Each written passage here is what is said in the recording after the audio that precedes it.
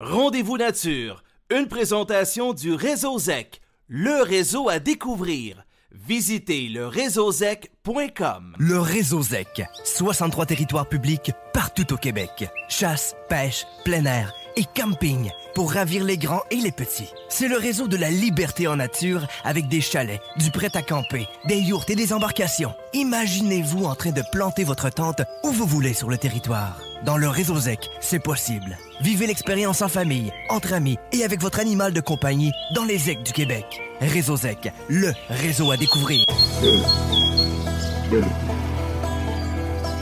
Partout au Québec, vous écoutez l'émission radio consacrée à la chasse, à la pêche et au plein air, Rendez-vous nature.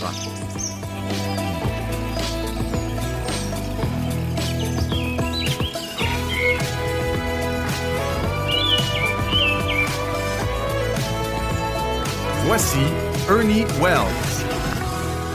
Allô tout le monde, ici Ernie Wells, bien heureux de vous retrouver à notre rendez-vous nature hebdomadaire et j'ai fait une petite tournée en forêt la semaine dernière. Oh là là que les chemins forestiers sont maganés comme on dit, beaucoup de neige encore en certains endroits, le printemps est très tardif. Il y a eu du gel, de la chaleur, du gel, la reprise de circulation se fait avec l'ouverture de la pêche. Mais s'il faut se fier au nombre astronomique de nids de poules, je peux vous garantir qu'il va y avoir des perdrix l'automne prochain, ça va être l'enfer. Et cette semaine, à Rendez-vous Nature, bien, l'ouverture de la chasse de l'ours noir nous interpelle sur la situation des ursidés au Québec et le spécialiste en biologie de l'espèce, Christian Dussault, nous informe de la situation. Ces animaux-là meurent très rarement, là, en tout cas pour ce qui est des adultes, là, ils meurent très rarement dans leur tanière. Pour ce qui est des femelles, par exemple, il y a un mécanisme physiologique qui fait en sorte que si, au moment d'entrer en tanière, leurs réserves de gras sont pas suffisantes, elles peuvent mettre fin ou en tout cas ne pas procéder à la gestation. La portée à ce moment-là sera tout simplement annulée.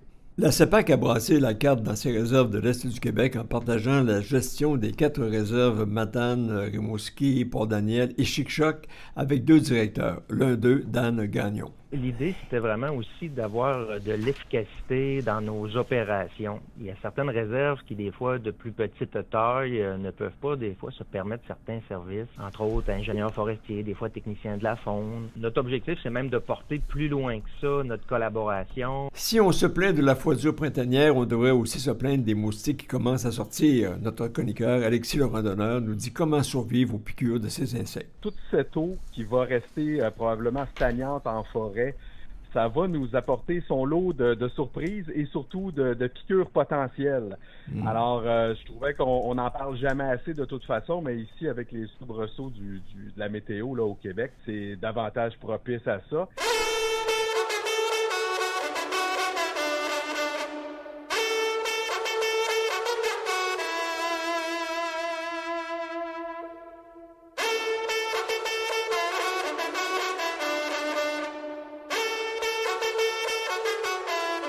Les fanfares des trompes de chasse de Rallye Québec nous appellent aux nouvelles brèves de la semaine et le mouvement d'opposition au projet de loi 97 du futur régime forestier s'amplifie le nombre des intervenants avec la force de la Fédération des chasseurs et des pêcheurs du Québec, la FDCP, et ses 150 000 membres invitent les amateurs de plein air à écrire à la ministre des Ressources naturelles et des Forêts, Maïté Blanchette-Vézina. Pour ça, voyez la page Facebook de la Fédération québécoise des chasseurs et des pêcheurs, fdcp.com, pour avoir le lieu et le partager.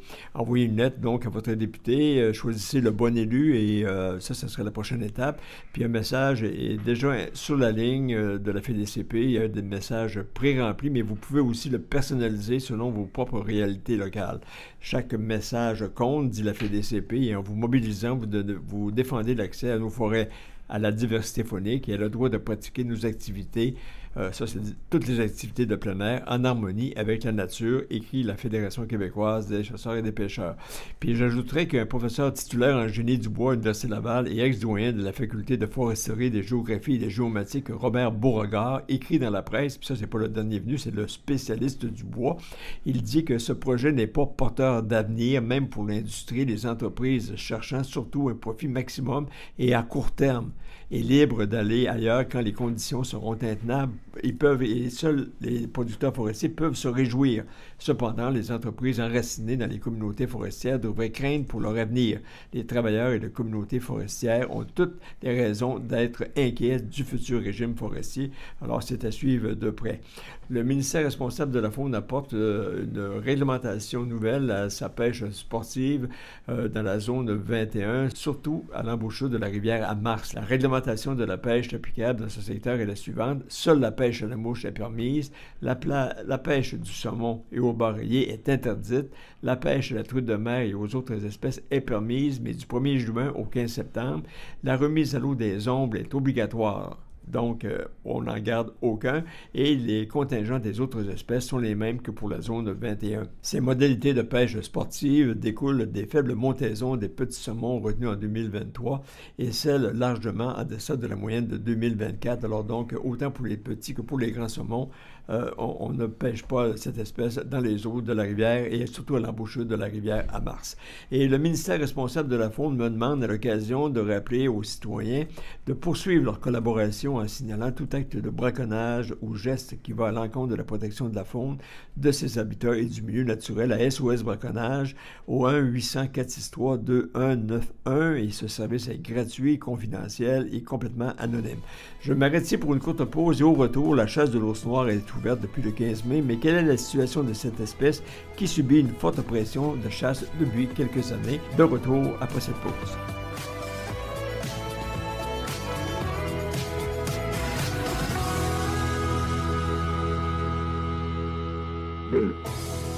Suivez toute l'actualité dans le monde de la chasse, de la pêche et du plein air sur le web grâce à Rendez-vous Nature. Tous les jours, soyez informés des principales nouvelles au Québec au rendez-vous-nature.ca. Reportages, entrevues, conseils de professionnels, vous connaîtrez tout de la chasse, de la pêche et du plein air à la radio et sur le web.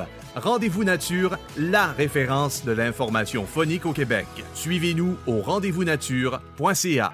Pour profiter pleinement des plaisirs de la chasse ou pour déjouer le poisson, les destinations de la CEPAC vous proposent de vastes secteurs exclusifs, des taux de succès élevés, des outils cartographiques de pointe et surtout du personnel qualifié et passionné. Aux quatre coins de la province, vous pourrez pratiquer votre activité préférée le temps d'une journée, lors d'un séjour en camping ou encore dans l'un de nos confortables chalets. Accédez au meilleur territoire de chasse et de pêche du Québec.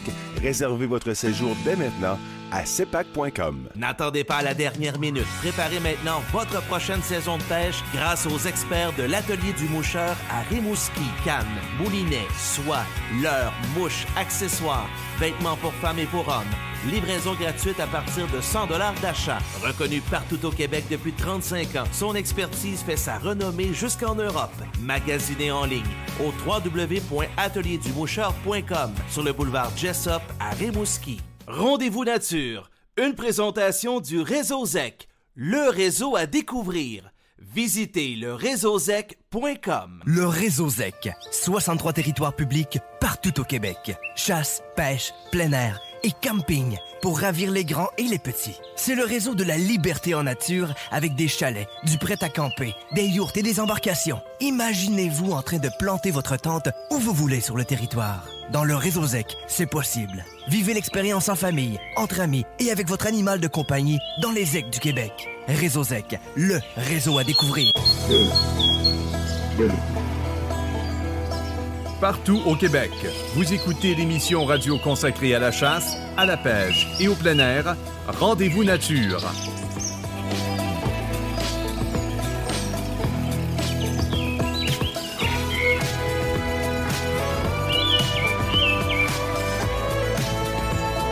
Voici Ernie Wells.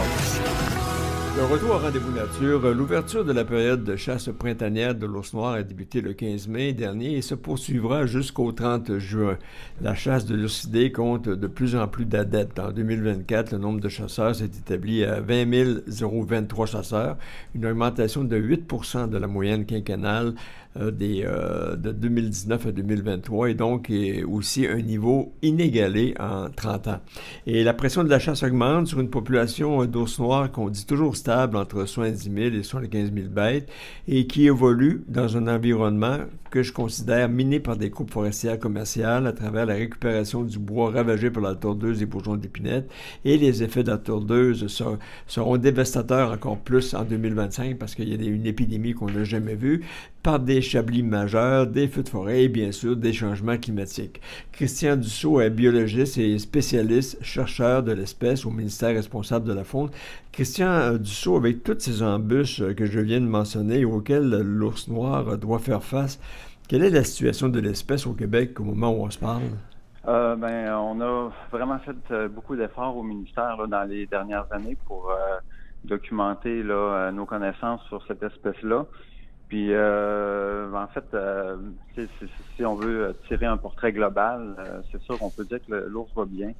De manière générale, au Québec, on a fait des inventaires de population dans plusieurs régions. On les a fait à 7-8 ans d'intervalle. Puis, on observe que les populations sont plus ou moins stables, là, disons. Puis il y a plusieurs des choses donc, que vous avez mentionnées. On parle de perturbation d'habitat, de tordeuses, de coupes forestières. Oui. C'est sûr que c'est des habitats quand même propices là, pour l'alimentation de l'ours noir, ces milieux-là.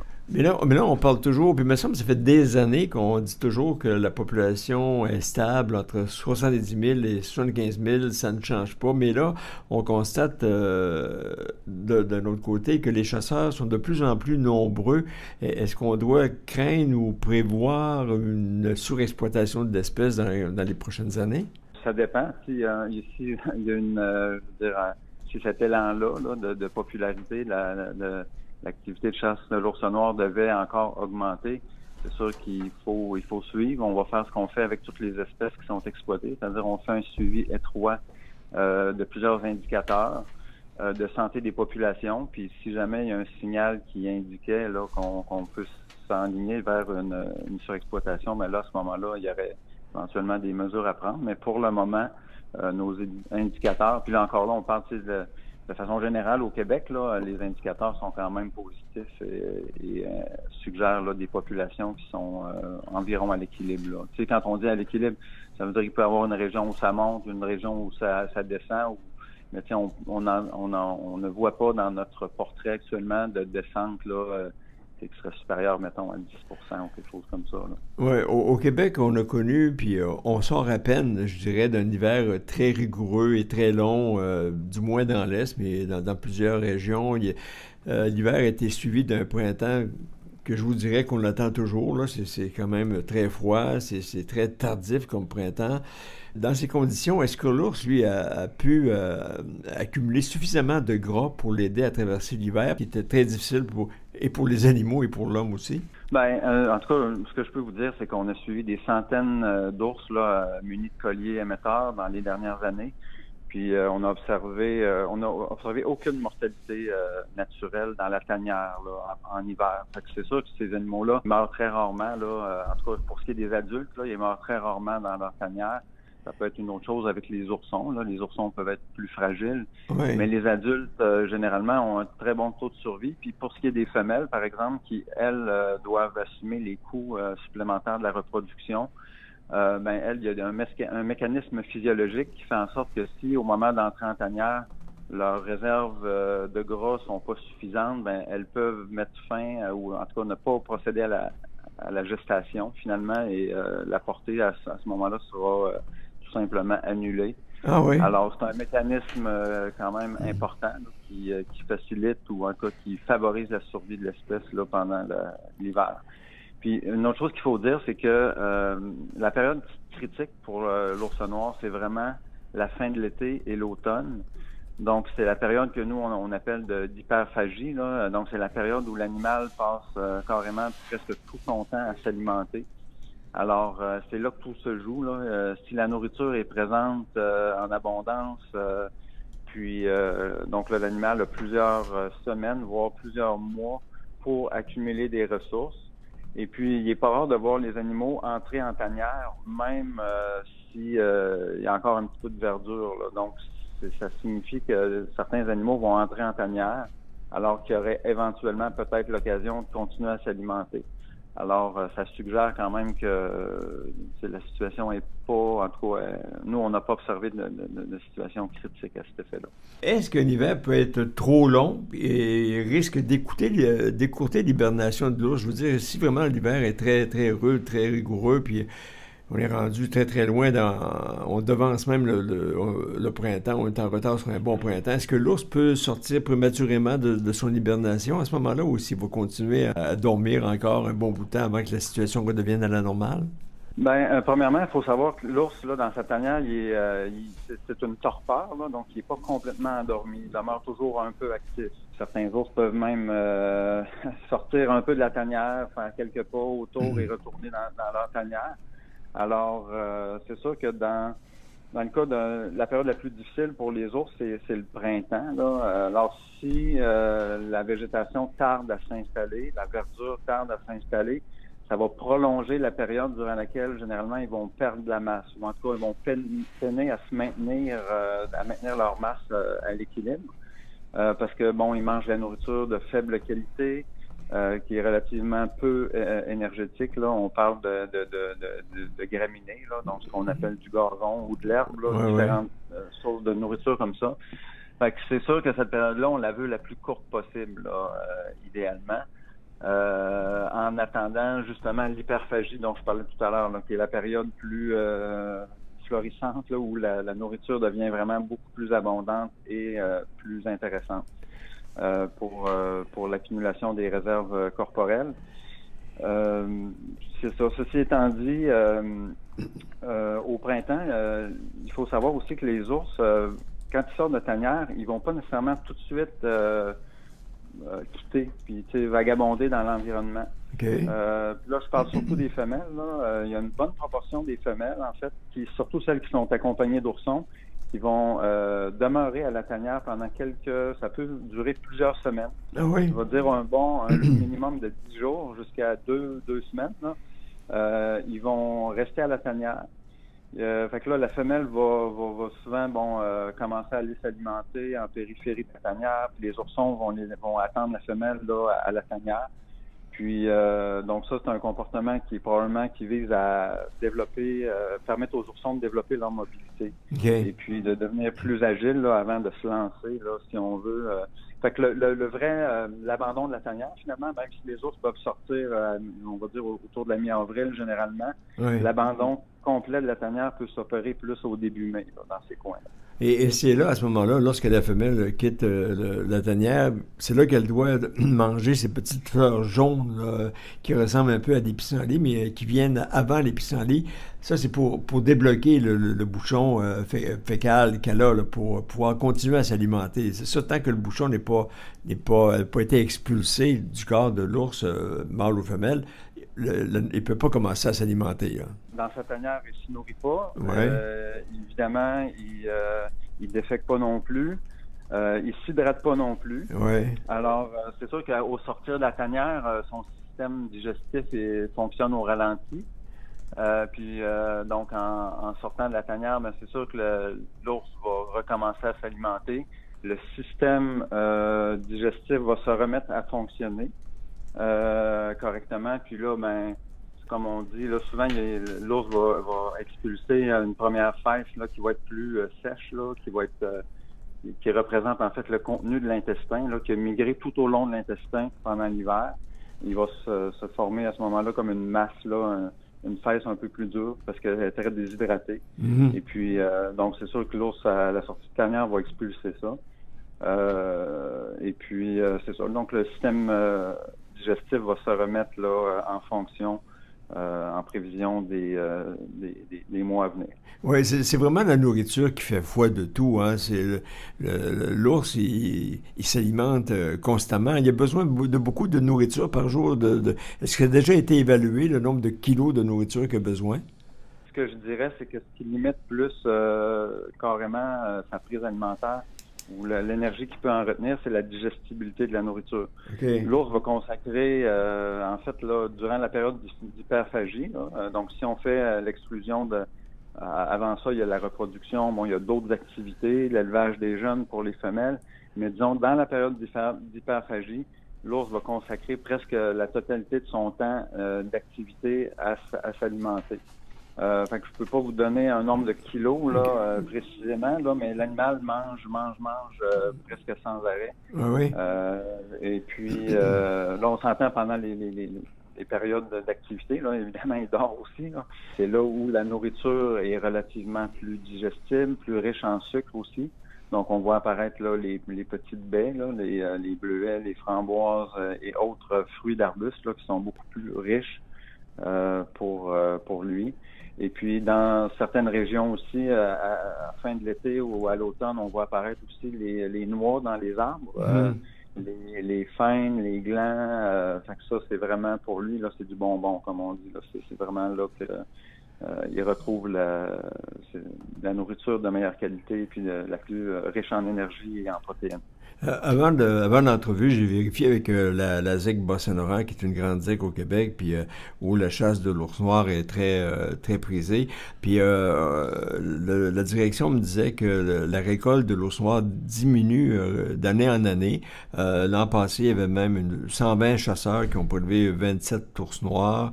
Puis c'est surtout des femelles qui se récoltent.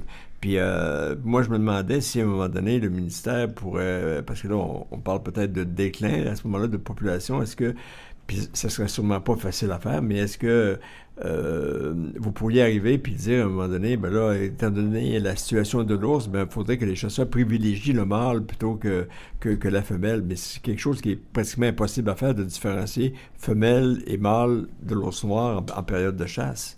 Ben effectivement, c'est sûr que là vous parlez d'un cas précis, évidemment que je ne connais pas. Oui. Mais c'est sûr que généralement les chasseurs en fait c'est quoi qu'ils vont refuser de tirer sur un animal qui serait accompagné d'oursons. Oui.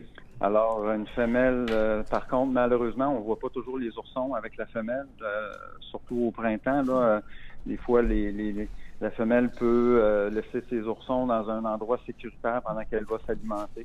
Oui. Alors, moi, je recommanderais aux chasseurs là, de s'assurer, ou en tout cas de faire le maximum pour voir des fois un ours qui a un comportement un peu plus craintif, qui s'approche d'un appât, puis qui a tendance à se retourner en arrière pour voir des fois si peut-être ça pourrait être indicateur de la présence d'oursons. Là. Fait que c'est sûr que je pense que les chasseurs le font d'emblée, là, mais peut-être qu'avoir une petite pensée supplémentaire là, pour éviter cette éventualité-là, là, donc d'abattre une femelle à l'été.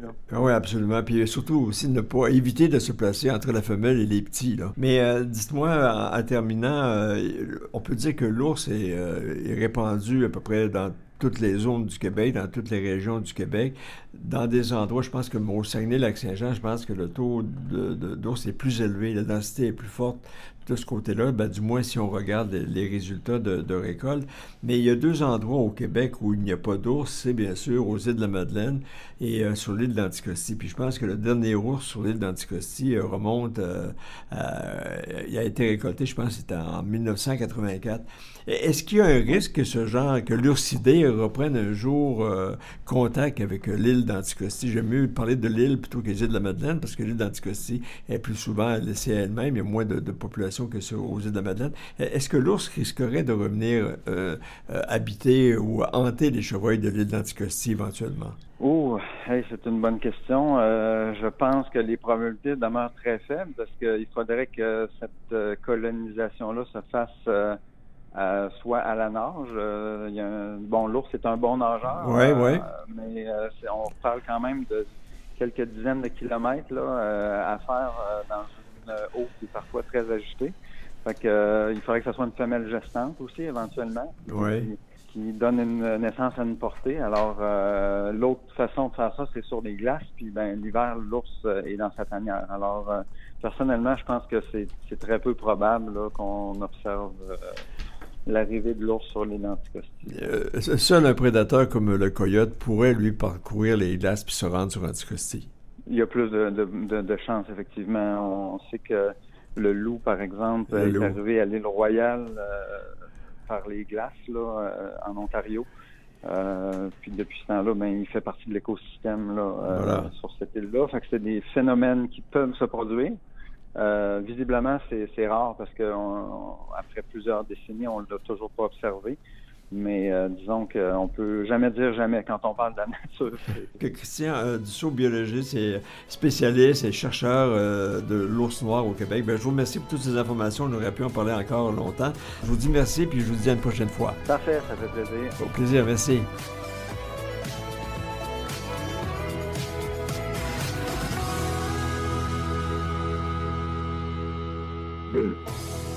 Suivez toute l'actualité dans le monde de la chasse, de la pêche et du plein air sur le web grâce à Rendez-vous Nature. Tous les jours, soyez informés des principales nouvelles au Québec au rendez-vous-nature.ca. Reportages, entrevues, conseils de professionnels, vous connaîtrez tout de la chasse, de la pêche et du plein air à la radio et sur le web. Rendez-vous Nature, la référence de l'information phonique au Québec. Suivez-nous au rendez-vous-nature.ca. Pour profiter pleinement des plaisirs de la chasse ou pour déjouer le poisson, les destinations de la CEPAC vous proposent de vastes secteurs exclusifs, des taux de succès élevés, des outils cartographiques de pointe et surtout du personnel qualifié et passionné. Aux quatre coins de la province, vous pourrez pratiquer votre activité préférée le temps d'une journée, lors d'un séjour en camping ou encore dans l'un de nos confortables chalets. Accédez au meilleur territoire de chasse et de pêche du Québec. Réservez votre séjour dès maintenant à cepac.com. N'attendez pas à la dernière minute. Préparez maintenant votre prochaine saison de pêche grâce aux experts de l'Atelier du Moucheur à Rimouski, Cannes, Moulinet, soie, leurre, mouches, accessoires, vêtements pour femmes et pour hommes. Livraison gratuite à partir de 100 $ d'achat. Reconnu partout au Québec depuis 35 ans, son expertise fait sa renommée jusqu'en Europe. Magasinez en ligne au www.atelierduMoucheur.com sur le boulevard Jessup à Rimouski. Rendez-vous nature. Une présentation du Réseau ZEC, le réseau à découvrir. Visitez le réseauzec.com. Le Réseau ZEC, 63 territoires publics partout au Québec. Chasse, pêche, plein air et camping pour ravir les grands et les petits. C'est le réseau de la liberté en nature avec des chalets, du prêt à camper, des yourtes et des embarcations. Imaginez-vous en train de planter votre tente où vous voulez sur le territoire. Dans le Réseau ZEC, c'est possible. Vivez l'expérience en famille, entre amis et avec votre animal de compagnie dans les ZEC du Québec. Réseau ZEC, le réseau à découvrir. Partout au Québec, vous écoutez l'émission radio consacrée à la chasse, à la pêche et au plein air, Rendez-vous Nature.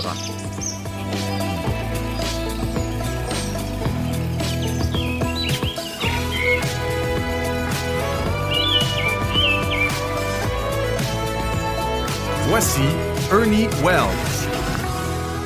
De retour au Rendez-vous Nature, le PDG de la CEPAC, Martin Soucy, réorganise les structures de gestion des réserves fauniques très connues de Rimouski et de Matane, ainsi que de Port-Daniel et Chic-Choc.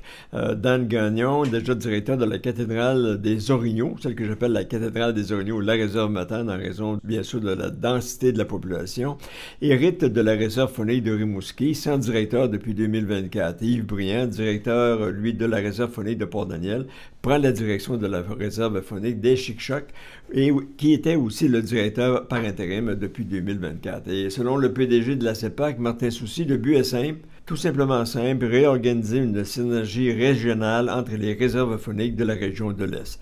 Et j'en parle avec Dan Gagnon, directeur des réserves fauniques de Matane et de Rimouski. Mais d'abord, Dan Gagnon, quand je lis ton CV, tu es avec la CEPAC depuis 18 ans, tu as été directeur des réserves fauniques à Chouamouchouane, à Sinica, Idela, Calbalel, Mistassini et Wakunichi. En 2010, directeur de la réserve faunique de Matane. En 2015, DG de CEPAC Anticosti. Retour à Matane en 2016. En 2023, tu assumes la direction par intérim de la réserve faunique des Chic-Choc.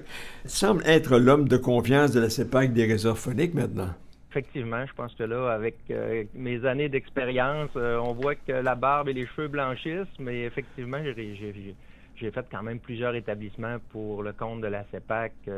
J'ai commencé ma carrière en 2007 au Lac-Saint-Jean, ma première réserve faunique. Et puis, depuis ce temps, effectivement, l'organisation m'a confié des mandats que j'ai acceptés avec grand plaisir et grand honneur d'avoir la chance d'être le directeur de 2 belles réserves fauniques dans l'Est du Québec, comme la réserve faunique de Matane et Rimouski est vraiment un honneur.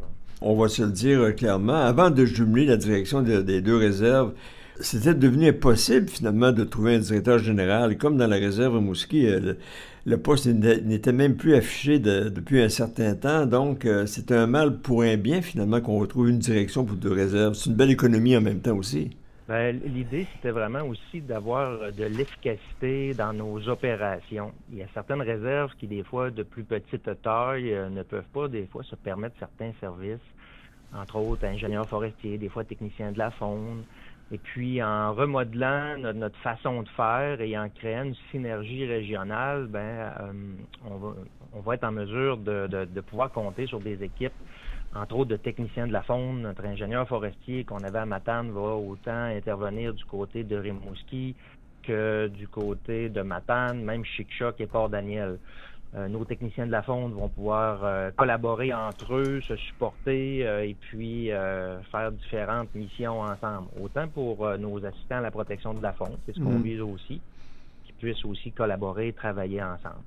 Et puis, notre objectif, c'est même de porter plus loin que ça notre collaboration. D'ailleurs, on est en train de faire l'achat peut-être d'un gros tracteur sur lequel on va mettre des broussailleuses pour entretenir notre réseau routier. Des fois, juste une réserve faunique avec un budget plus petit, ne pourrait pas se permettre ça. Fait que là, à 3 et à 4, en contribuant chacun, on va être en mesure de se payer des équipements de qualité pour améliorer l'entretien de nos réserves. Oui, puis comme je vois la réserve faunique Port-Daniel, je pense que c'est la plus petite. Alors donc, avec un territoire de 57 km², c'est sûrement pas la plus rentable, ou peut-être rentable, oui, mais c'est sûrement pas celle qui rapporte le plus de fonds et d'investissements, puis aussi de clientèle, parce que c'est quand même une petite réserve. Effectivement, une réserve plus petite, elle n'a pas les mêmes moyens qu'une grosse réserve, mais en travaillant en équipe avec 2 directeurs pour les 4 réserves, notre stratégie, c'est déjà de se soutenir mutuellement et puis de se donner des moyens que des fois, on n'aurait pas accès si on était chacun de notre côté avec nos réserves. Donc, je pense que ça va être une très belle synergie d'équipe, là, puis ça va être un plus nécessairement pour notre clientèle. Je vais parler d'hébergement. Là, on sait que maintenant que les parcs d'hébergement des réserves Rimouski, puis le Matane, puis Chic-Choc, je suis moins au courant, Port-Daniel aussi, mais il reste quand même que si on prend Rimouski, les unités d'hébergement que je dirais maintenant à 2.0, les postes d'accueil ont été complets, c'est refait. Au lac Rimouski, il y a un super beau poste d'accueil.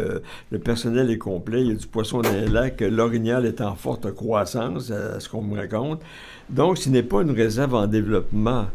Ça va ressembler à quoi, le travail d'un directeur de 2 réserves qui sont déjà sur leur lancée? Qu'est-ce qui reste à amener ou à compléter pour vraiment être sa coche, comme on dit, là? Il reste encore du développement à faire, là. Il y a eu beaucoup de travail, je pense, du côté de Rimouski. Il y a eu beaucoup de travail qui a été fait précédemment. Le secteur du lac Rimouski a été refait dans son entièreté. Le secteur Kedjoué avec 3 nouveaux chalets neufs, des chalets Horizon, comme tu as dit, des chalets 2.0. Le secteur Castor, 4 chalets.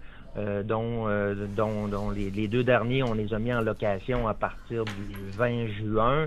Aujourd'hui, on a une belle visite de chantier pour voir si les chalets sont tous prêts, finaux, puis on va peut-être même pouvoir ouvrir les lignes pour devancer certaines réservations.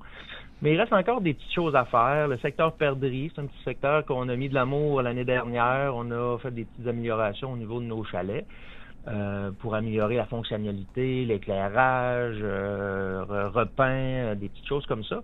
Mais sur le territoire, on a des infrastructures qu'on veut regarder autant du côté de Matane que de Rimouski.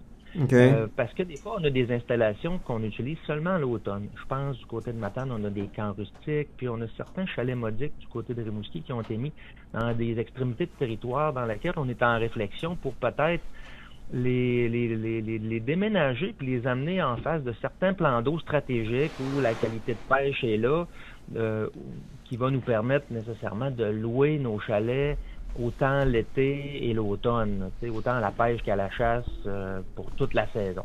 L'orignal, je sais que du côté de la ZEC Bas-Saint-Laurent, on me disait qu'on retrouve actuellement, depuis l'ouverture de la pêche, les gens se promènent partout, on retrouve beaucoup de carcasses d'orignaux, surtout des veaux qui n'ont pas survécu à l'hiver parce qu'on a eu un hiver très lourd de neige. Comment que ça se passe dans la réserve Rimouski? Actuellement, j'ai pas de notre côté, on n'a pas eu beaucoup d'informations parce que là, on commence. Là, la semaine dernière, c'était la première semaine où les employés prenaient le territoire. Puis il faut dire que nous, notre priorité, c'est de donner accès à nos infrastructures, ouvrir tous nos chalets. À ma connaissance, il n'y a pas énormément d'orignaux qui ont été dénotés dans ces endroits-là. On va en avoir un petit peu plus le cœur net là, cette semaine, parce que là, on va aller un petit peu plus loin sur le territoire. On va aller tout mettre les embarcations à l'eau, s'assurer que les rames soient là pour la pêche et ainsi de suite. Fait qu'on devrait en savoir un petit peu plus. Du côté de Matane, qui est quand même beaucoup d'enneigement, là, ça, on était une semaine plus tôt, là, les employés sur le terrain, il n'y en avait pas tant que ça. Je pense qu'il y avait à peu près 6-7 orignaux qui ont été retrouvés. Comme tu dis, nécessairement, c'est souvent les veaux qui sont victimes de la rigueur de l'hiver et de la tique au travers de ça. Là. Ouais. Mais c'est quand même pas si pire. C'est pas pire que d'autres années actuellement de ce qu'on voit. Au point tel qu'on me dit même que, selon mes informateurs, qui sont toujours généralement bien informés, que le cheptel orignal sera en croissance même dans la réserve Rimouski. On le souhaite. Nous, on a des indicateurs qui sont nos observations qui sont faites par les chasseurs. Et puis, nécessairement, ça s'est bien passé l'année dernière. On a eu des belles observations qui ont été faites. Maintenant, comment ça va se comporter après l'hiver? Parce que le ministère évalue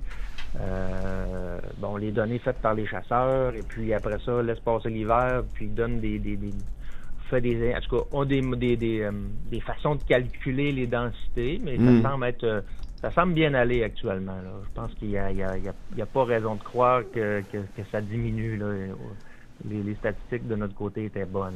Parce qu'on sait que depuis quelques années, surtout du côté de Rimouski, là, puis où il y avait conjointe avec la ZEC Bas-Saint-Laurent, il y avait une diminution prononcée là, du cheptel orignal, même que ça avait amené la CEPAC à réduire le nombre de groupes, comme l'an passé, réserve Rimouski, où il y avait quoi? Il y avait 263 groupes, je pense. Ça a déjà été à au-delà de 400. 400, c'était peut-être exagéré, mais est-ce qu'il y a dans les intentions d'Anne Gagnon de revenir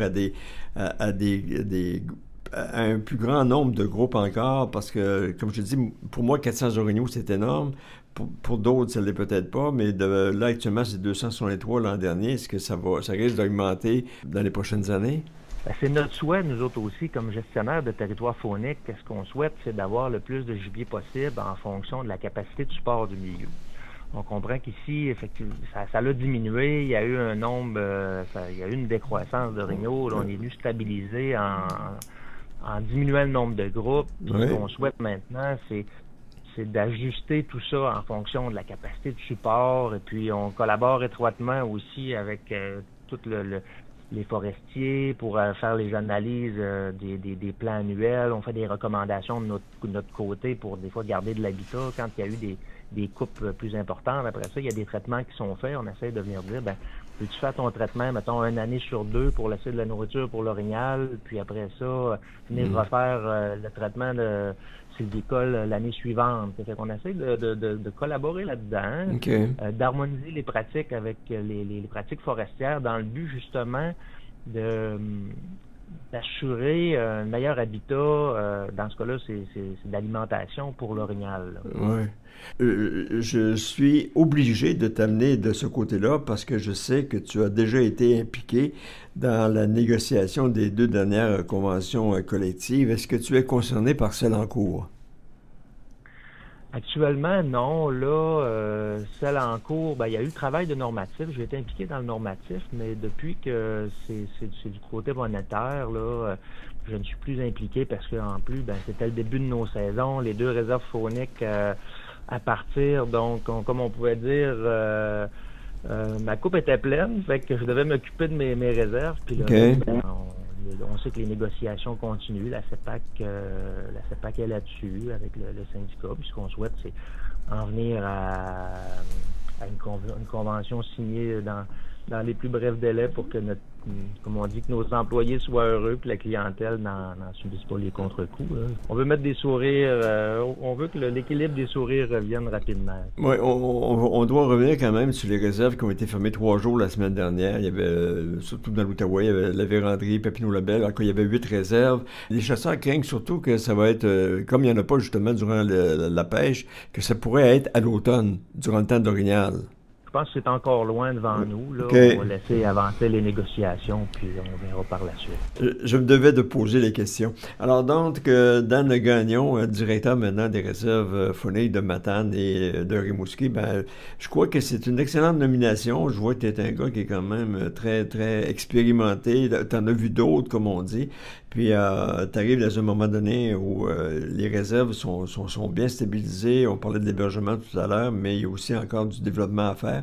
Mais je pense que tu es le bon gars pour driver tout ça parce que ta feuille de route est vraiment en ta faveur. Alors, ben, je te remercie beaucoup, Dan Gagnon, d'avoir participé au Rendez-vous Nature. Puis, je te rejoignais depuis le lac Rimouski, dans la réserve faunique de Rimouski. Alors, je te dis à une prochaine fois, puis une bonne saison. À bientôt, Ernie.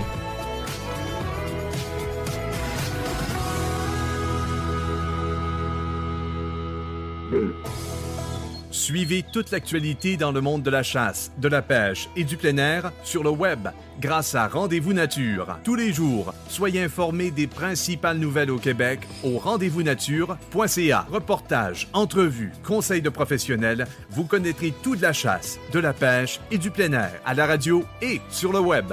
Rendez-vous Nature, la référence de l'information phonique au Québec. Suivez-nous au rendez-vous-nature.ca. Pour profiter pleinement des plaisirs de la chasse ou pour déjouer le poisson, les destinations de la CEPAC vous proposent de vastes secteurs exclusifs, des taux de succès élevés, des outils cartographiques de pointe et surtout du personnel qualifié et passionné.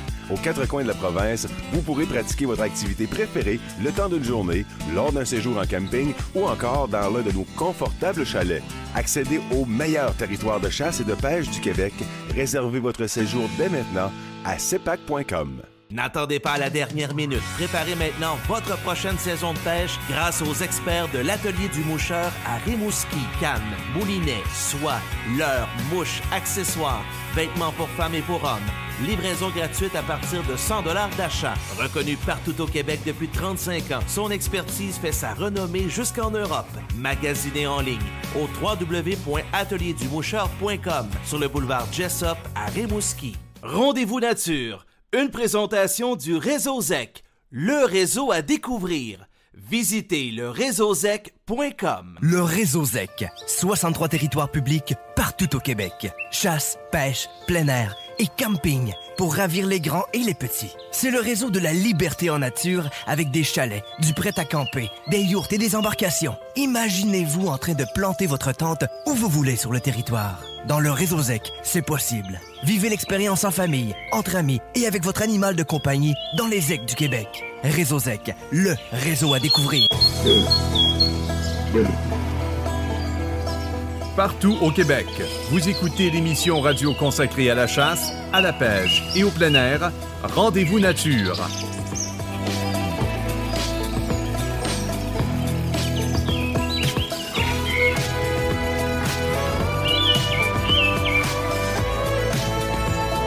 Voici Ernie Wells.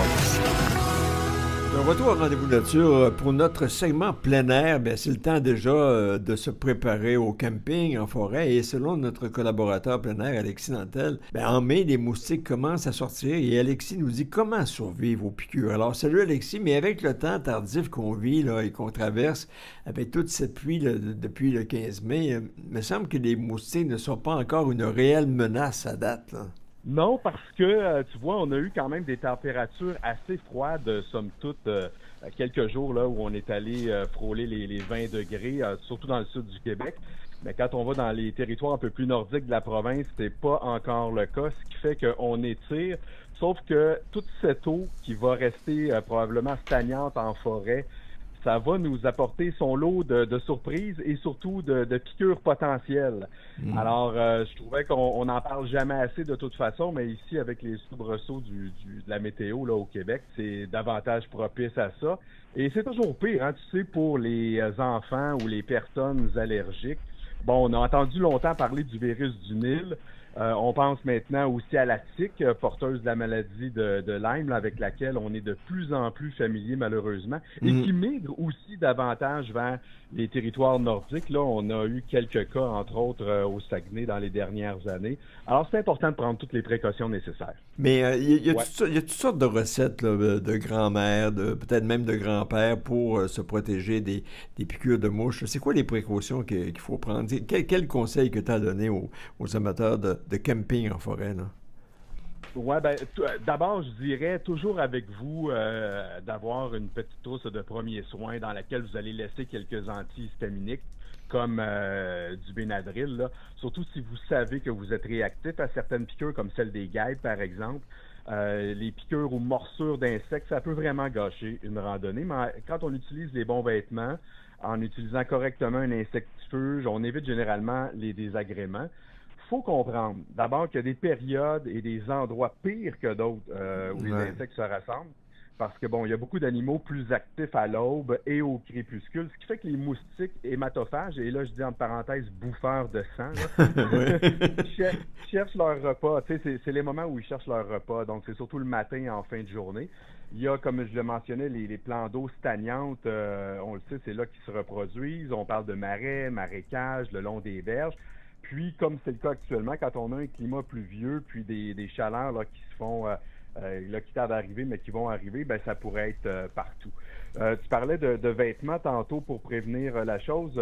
C'est pas évident, là. Quand on a des temps plus frais, oui, on va porter des vêtements plus longs pour se couvrir la peau, mais en période chaude, on veut souvent se rafraîchir en portant des shorts ou des t-shirts, mais l'idéal, là, c'est vraiment de porter des vêtements longs, choisissez les minces qui respirent et de couleur pâle. Moi, j'ai déjà vu des gars, tu vois, torse nu se promener en forêt, c'est vraiment pas ce qui est recommandé. Non. Les vêtements maintenant qui existent contre la chaleur, hein, qui peuvent même aspirer l'humidité d'une personne qui assiste à un mariage en plein air. Pour faire référence à une annonce que j'ai vue, mais il y a des vêtements qui existent quand même pour les amateurs de plein air. Là. Oui, absolument. Il y a deux types de vêtements. D'abord, depuis 6 ans au Canada, là, il y a la technologie à base de permétrine qui est comparable, si tu veux, à l'insectifuge naturel qui est présent dans certaines plantes de chrysanthème, qui est introduit dans le textile lui-même. Donc, ça fonctionne comme un répulsif de contact. Ça agit sur le système nerveux des insectes et donc ça les éloigne avant qu'ils viennent nous croquer la peau. Là. Ça peut durer jusqu'à 70 lavages environ. Mais il y a aussi des vêtements, évidemment, qui sont plus épais, je dirais, là, qui vont éviter que le dard des insectes passe à travers. Mais évidemment, souvent, ça respire un peu moins, puis c'est un peu plus chaud. Ils sont souvent plus efficaces là, à la fin de l'été. Mais c'est difficile, par exemple, de faire quelque chose d'actif comme de la randonnée pédestre avec ce type de vêtements-là. Mais par exemple, quand on est à l'arrêt, au camping, en bivouac, c'est vraiment parfait. Vous avez différentes possibilités aussi en termes de vêtements, comme des filets là, à porter autour de la tête, qu'on peut fixer facilement souvent à des chapeaux ou des casquettes.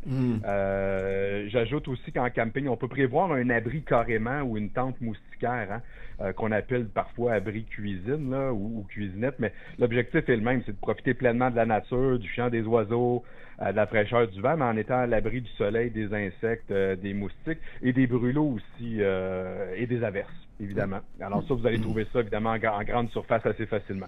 Bon, les brûlots, ça, c'est les pires. Tantôt, lorsque tu as parlé du Benadryl, c'est justement une médication qui empêche, qui réagit donc aux infections ou quelqu'un qui est allergique, qui réagit aux allergies. Puis je me souviens, moi, j'étais avec un type en forêt, on avait été à la pêche, puis à un moment donné, c'était vers le fin juillet, début août, quand c'est le temps des brûlots, là, on les voit pas, ils sont tellement petits, on les voit pas.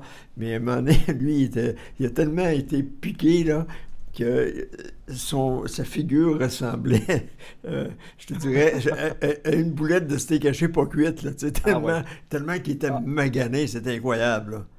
Ah, absolument, j'en ai vu même travailler, par exemple, des sentiers pour le vélo de montagne en forêt, là. Quand on soulève de la terre, on travaille la terre, se faire piquer là, abondamment par des brûlots, c'est vraiment pas drôle. Alors, on essaie de les éviter au maximum. Mais là, donc, exception faite des vêtements et tout ça, il y a des insecticides qui sont sur le marché. Il y en a une quantité industrielle, il y en a des bons, il y en a des pas bons. Puis toi, tu nous en proposes quelques-uns. Ouais, un chasse-moustique efficace, c'est primordial hein, pour profiter de tout ça et pour pas devenir fou, parce que ça peut arriver de devenir fou avec le nombre d'insectes qui nous tournent autour de la tête. Il y a 2 sortes de produits anti-moustiques, ceux qui les tuent et ceux qui les éloignent. Alors, c'est des produits qui sont fabriqués à base de différents ingrédients actifs qui font fuir les insectes. Plus souvent, grâce à une odeur là, que les insectes détestent, on les trouve sous forme de crème ou d'aérosol. Le premier, ben, l'avantage, c'est de durer plus longtemps, alors que le second va pouvoir être facilement appliqué sur les vêtements, les chapeaux, les cheveux. Moi, je vous conseille avec une base de DEET, d'icaridine, d'eucalyptus, citron ou d'huile de soya. Contre les piqûres de tiques, là, il faut davantage opter pour les produits à base de DEET et d'icaridine, là, absolument. Conclusion, ça prend du DEET. C'est un produit chimique là, connu depuis les années 50, mais comme répulsif contre les insectes, là, il y a rien de mieux. Puis de toute façon, le pourcentage est quand même limité. La première fois que ça a été utilisé, ça c'est lors de la guerre du Vietnam là, par les Américains. C'est vraiment ce qu'il y a de plus efficace. C'est homologué par Santé Canada. C'est pas dangereux pour l'humain. C'est un maximum de 30% de DEET là, dans les différents produits, mais vous en avez pour les enfants ou les femmes enceintes là, avec qui contiennent pas de DEET ou avec un pourcentage vraiment bien inférieur. L'idée, c'est de pas faire d'abus du produit, puis de pas non plus le saupoudrer sur, par exemple, des montres ou des trucs en plastique, là, parce que ça peut vraiment abîmer les surfaces synthétiques. Oui, mais ça prend des options naturelles. C'est toujours le naturel qui est le meilleur, là. Oui, ben effectivement. Puis quand on développe ces produits-là, c'est toujours basé sur des trucs naturels. Mais si vous voulez, disons, vous-même concocter votre élixir, ben c'est à partir d'herbes comme l'eucalyptus, le citron, la menthe poivrée, la citronnelle, évidemment, qui est bien connue, le clou de girofle. On peut aussi parler de sel, géranium, romarin, thym. On peut donc se concocter là, vraiment notre propre élixir. Il y a aussi de brûler du café qui aura un bon effet sur les guêpes, là, par exemple, quand vous êtes en pique-nique ou en camping. Ça marche très, très bien.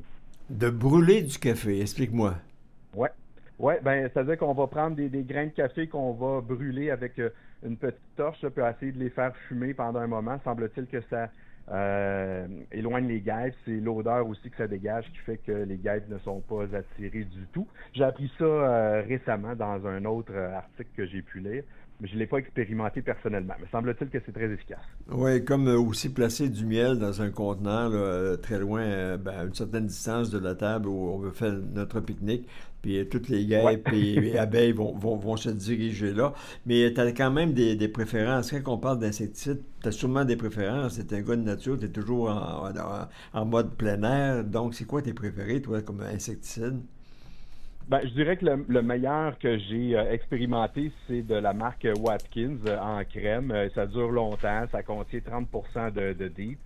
Par contre, on peut l'appliquer évidemment juste sur la peau. Alors moi, je complète toujours mon arsenal avec le Watkins en aérosol. Lui contient 25%, mais ça marche très, très, très bien. Tu sais, surtout pendant les tournages en forêt que je fais avec Alexis le randonneur, ben, souvent on est arrêté, donc c'est vraiment très efficace. Sinon, il y a le Deluxe Thermacell qui fonctionne à merveille. Là. C'est vraiment la meilleure chose que j'ai pu trouver sur le marché. On les accroche à nos sacs à dos comme on est arrêté souvent et ça nous crée une bulle, là, je dirais, d'à peu près 5 mètres autour de nous où on peut trouver la paix. Là. C'est des cartouches de butane qui sont brûlées. C'est des languettes là, à base d'alétrine. Alors, c'est un produit chimique dérivé du chrysanthème. Là. C'est ce qui fait qu'on obtient le même effet, mais vraiment très efficacement. Oui, puis le Thermacell est très, très populaire auprès des chasseurs d'ours actuellement qui font beaucoup d'affûts.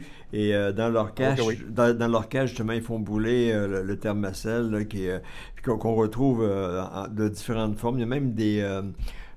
on n'est pas commandité par Thermacell. Là. Non, faut le dire. Il y a même des lampes de table qu'on place directement sur la table à pique-nique pour éloigner les moustiques. Ouais. Puis c'est vraiment magique. Puis tu parlais du Watkins. Moi, les mouches me piquent pas.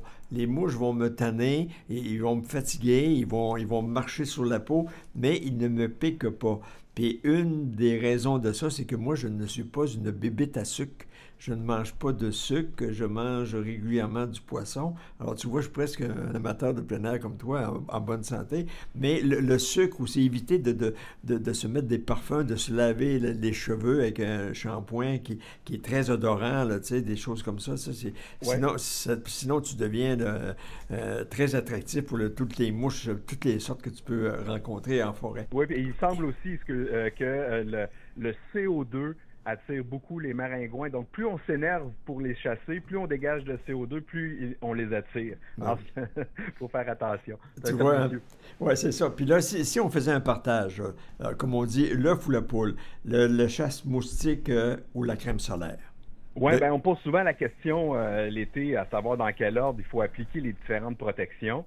Le chasse-moustique avant la crème solaire ou l'inverse. En fait, la méthode idéale, c'est d'appliquer la crème solaire en premier. Et on laisse quand même quelques minutes, là, de 15 à 30 minutes, avant d'appliquer par-dessus le chasse-moustique. Alors, ça va limiter l'absorption de l'insectifuge par la peau, puis ça va garder donc un rendement supérieur de l'insectifuge à ce moment-là. Oui, puis tu vois, on parlait du savon aussi, donc je pense que c'est un adepte aussi du shampoing sans odeur, puis éviter de se mettre du Chanel numéro 5, là. Puis éviter donc aussi, comme tu l'as déjà dit, de manger trop de sucre. Alexis, on se retrouve en juin pour ta dernière chronique plein air de la saison, et pour plus d'informations, bien sûr, on visite ton site alexislerandonneur.com, et en espérant que les escadrilles de moustiques seront pas trop voraces cet été. Mais je dis ça, mais j'ai un doute, un gros doute. Faut pas t'empêcher d'en profiter, en tout cas. Non, je pense qu'elle va être vraiment affamée, là. OK, je te remercie beaucoup, parce que c'est juste les femelles moustiques qui piquent. Le mâle ne pique pas, lui. La femelle, le vampire, prend le sang pour, bien sûr, ajouter à sa procréation pour les œufs. Alors donc, c'est les femelles qui piquent et non pas l'homme. Puis, je te dis, en juin prochain, on se reparle. Salut! Ça marche. À bientôt. Bye-bye.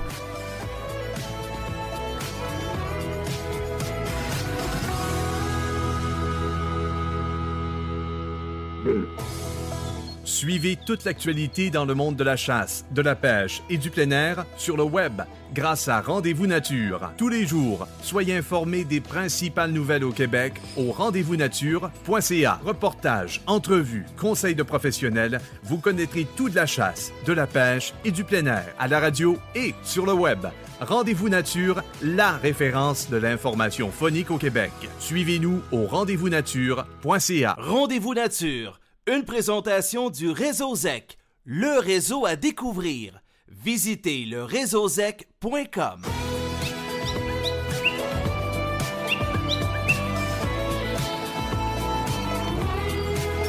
Partout au Québec, de retour à Rendez-vous Nature. Voici Ernie Wells. Et voilà, c'est ainsi que j'ai vu et préparé pour vous le contenu de cette émission Rendez-vous Nature. Ici Ernie Wells qui vous remercie de votre écoute, bien sûr. Et j'insiste en vous rappelant qu'avec la saison de pêche, puis ça, j'ai vu plusieurs chaloupes en fin de semaine, là. Alors donc, ça m'interpelle encore là-dessus. Donc, avec le début de la saison de la pêche, qui est lancé, eh bien, vient aussi la responsabilité de préserver nos plans d'eau. Les espèces envahissantes comme les moules zébrées, la myrophile à épis menacent sérieusement la qualité de nos lieux de pêche. Mieux vaut prévenir que guérir. Et comment? Inspecter et nettoyer vos embarcations à l'eau chaude, vider l'eau que dans le bateau, mais entre les plans d'eau, et signaler toute espèce suspecte, et chanter donc la chanson de Martine Saint-Clair, laver pour freiner la propagation de la moule zébrée. Alors, bonne chasse de l'ours noir, bonne sortie de pêche, un quota n'est pas un but à atteindre, mais une limite à pas dépasser. Et je vous dis à la semaine prochaine pour un autre Rendez-vous Nature. Et d'ici là, on peut réentendre cette émission sur rendez-vous-nature.ca, le journal lesoir.ca, Rimouski, sur Balado Québec et sur YouTube. Et nous lire dans les éditions papier des journaux Le Soir, au Bas-Saint-Laurent et en Gaspésie. À la semaine prochaine. Rendez-vous Nature, une présentation du Réseau ZEC, le réseau à découvrir. Visitez le réseauzec.com. Poursuivez l'aventure Rendez-vous sur le web en consultant nos nouvelles au rendez-vous-nature.ca, à la radio et sur le web. Rendez-vous Nature, la référence de l'information phonique au Québec.